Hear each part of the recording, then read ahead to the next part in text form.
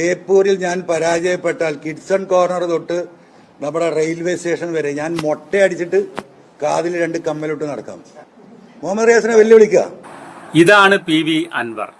ഇത്ര ആത്മവിശ്വാസത്തോടുകൂടി CPMന്റെ കോട്ടയായ ബേപ്പൂരിൽ നിന്നും 25,000-ലധികം വോട്ടുകളുടെ ഭൂരിപക്ഷത്തോടുകൂടി വിജയിക്കുമെന്ന് പറയുകയും പരാജയപ്പെട്ടാൽ തന്റെ തല മുണ്ടനം ചെയ്ത് 2 കാതുകളിലും കമ്മലിട്ട് കോഴിക്കോടിന്റെ തെരുവോരങ്ങളിലൂടെ നടക്കുകയും ചെയ്യുമെന്ന് പറയുന്നു.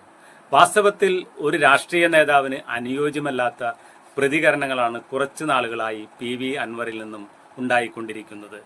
തെരഞ്ഞെടുപ്പ് എന്ന് പറയുന്നത് ജനഹിതം മാത്രമാണ്. രാഷ്ട്രീയ പ്രവർത്തനമാകട്ടെ സമൂഹ നന്മയ്ക്ക് വേണ്ടിയുള്ളതും. പാർലമെന്റ് രംഗത്ത് പരാജയമുണ്ടായാൽ ഉടനടി വാതുവയ്ക്കുക, വെല്ലുവിളികൾ നടത്തുക എന്നിവ ഒരു ഇരുത്തം വന്ന രാഷ്ട്രീയ നേതാവിന് ഒട്ടും അനുയോജ്യമല്ല. ഇനി ബേപ്പൂരിന്റെ കാര്യത്തിലേക്ക് കടക്കാം.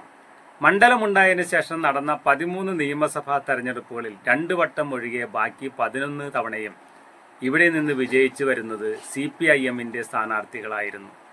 TK ഹംസയുടെ മണ്ഡലമായ ബേപ്പൂരിൽ കഴിഞ്ഞ തവണ മുഹമ്മദ് റിയാസ് 28,747 വോട്ടുകൾക്കാണ് വിജയിച്ചത്.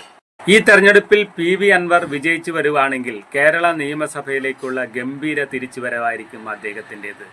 PV അൻവർ മറ്റൊരു PC ജോർജ് ആകുമോ എന്ന് നമുക്ക് കാത്തിരുന്ന് കാണാം.